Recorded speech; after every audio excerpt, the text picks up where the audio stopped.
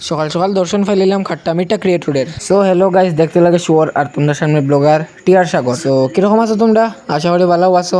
আমিও মোটামুটি ভালো আছি। বাংলা বডি ভাই তাহলে ভিডিওর মধ্যে না দেখালে চলে না। টেকাইতা দেখি রাস্তাঘাটে ফালাই, প্রথম তো ভাবছি রিয়াল টেকা, তারপরে জাসুসি করিয়া দেখি তা নকলি। আচ্ছা যাই হোক, তারপরে আমি শুভ হয়ে গেলাম মাঠের মধ্যে। আর এখানে আমার কারণ হয়েছে কাম করতাম, আমি তো ভাবছি এখানে আমি একলাও ব্লগার, ওদিকে দেখি সারেও ব্লগিং করে। তারপরে কুত্তার পটিল লেখান ব্যাগ একটা লইয়া বেরিয়ে গেছি খামো। আর কিতা খামো বাইরেছি ওই দেখো।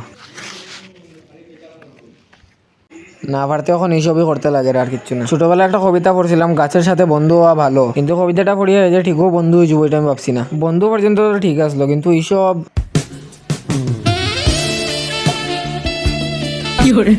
তারপরে এড়ে দিয়া লাগাই দিলাম কুদাল মারাত। আর কুদাল মারতে গিয়ে মনে হয় কুদাল 3 বার ভাঙছে। আর গাছ এখানে যে রোদের তাপ, এটা আমার হালত দিকেও বুঝতে পারবে।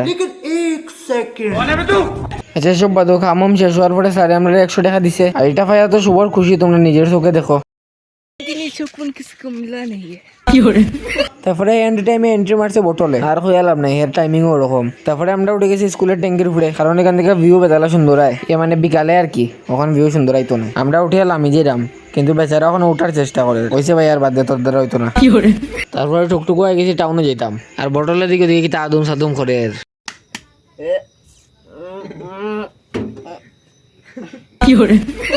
কুত্তারা 2 দিন পরে আর্মি ট্রেনিং দেওয়া যেত। ভাই হয়েছে তুই পারবে, তুই দৌড়াই রকম দৌড় দেখাই রে বেশি।